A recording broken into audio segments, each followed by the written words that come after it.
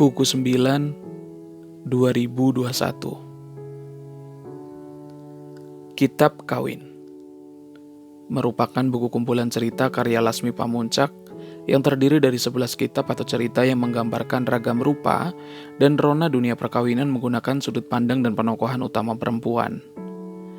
Dalam buku ini kita disuguhi beragam cerita perempuan dari berbagai jenis latar belakang kehidupan dan pekerjaan. Beberapa di antaranya ada kisah Amira, seorang karyawati toserba yang dipaksa kawin oleh orang tuanya saat umurnya 13 tahun dan harus rela menyandang status janda beranak satu di saat usia perkawinannya baru seumur jagung.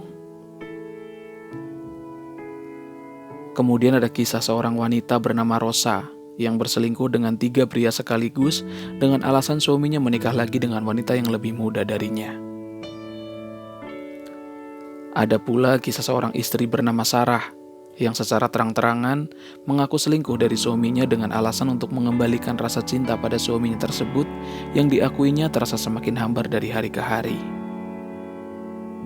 Tidak hanya itu saja, pembaca juga akan disuguhi petualangan cinta Nora dan Arini, dua wanita seniman parubaya yang selama perjalanan karirnya selalu berselisih, namun justru dilibatkan oleh takdir dalam kisah yang sama, yaitu pernah tidur dengan pria yang sama, sang seniman besar. Beranjak pada kisah berikutnya, yaitu ada kisah Pilu, seorang hantu perempuan yang di masa hidupnya rela dijadikan properti oleh suaminya tersebut dengan menuruti perintah suaminya untuk berhubungan intim dengan pria-pria yang sudah ditentukan.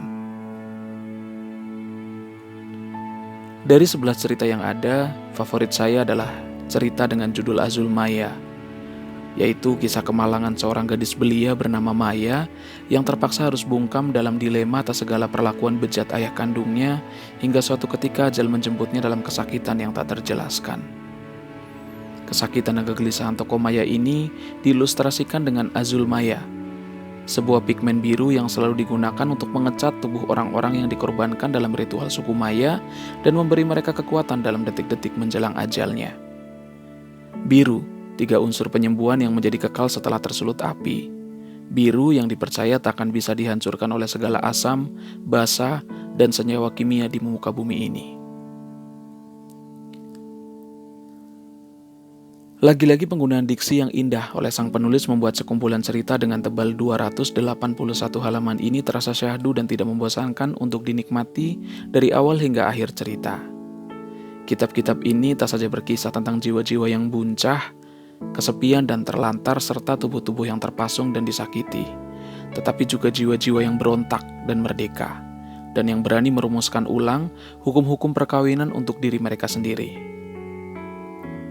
Selamat berkelana, semoga lekas kawin.